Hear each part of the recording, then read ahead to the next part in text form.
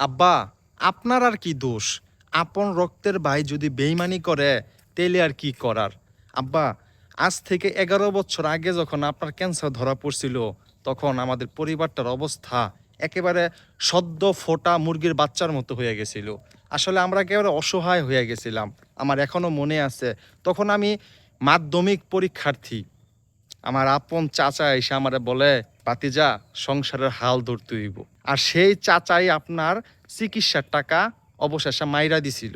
আমার এখনো মনে আছে আপনার প্রতি তার ভূমিকাটা কেমন ছিল। আসলে আপন রক্তের ভাই যে এতটা বেইমানি করতে পারে আমার জানা ছিল না।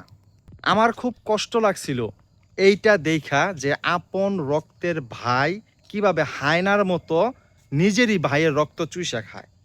একটা পর্যায়ে আমার মনে হয়েছিল আমার মাথার উপরে যেন আসমানটা ভাইঙ্গা পড়ছে। আমরা এত তাড়াতাড়ি এতিম হয়ে যাইমু, এটা ভাবতেই আমার কাছে কষ্ট লাগতো। সবসময় শুধু আল্লাহর কাছে দোয়া করতাম, আল্লাহ তুমি আমার আব্বারে সুস্থ করে দাও। কিন্তু আমার আব্বা তো ক্যান্সারের মতো মহামারীতে আক্রান্ত। আল্লাহ মহান, যে কোনো উছিলায় আল্লাহ আপনার সুস্থ করে দিছিল। কিন্তু আমার ওই চাচা যে আপনার সাথে এইভাবে বেইমানি করছে, আমি এইটা এখনো ভুলতে পারি নাই। পৃথিবীতে মানুষ এতটা নিকৃষ্ট হইতে পারে সেটা আমি আমার আপন চাচারে দেখা বুঝছি। চাচা, তোমারে কইতাছি, পৃথিবীতে প্রত্যেকটা মানুষেরই মৃত্যুবরণ করতে হইব, 2 দিন আগে কি 2 দিন পরে। কিন্তু তোমারে দেখে আমার মনে হয়েছে তুমি বুঝি অমর থাকবা, মরবা না।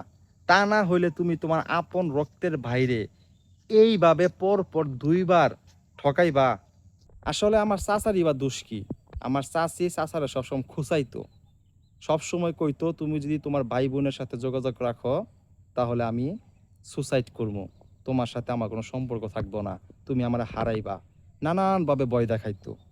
ওই চাচির কথা শুনতে যাইয়াই আমার চাচা এইভাবে প্রত্যেকটা ভাই বোনের সাথে বেইমানি করছে। চাচা, কাজটা তুমি ঠিক করো না চাচা। ওই যে উপরে সৃষ্টিকর্তা আছে, বিচার তোমার হইব, একেবারে সঠিক বিচার।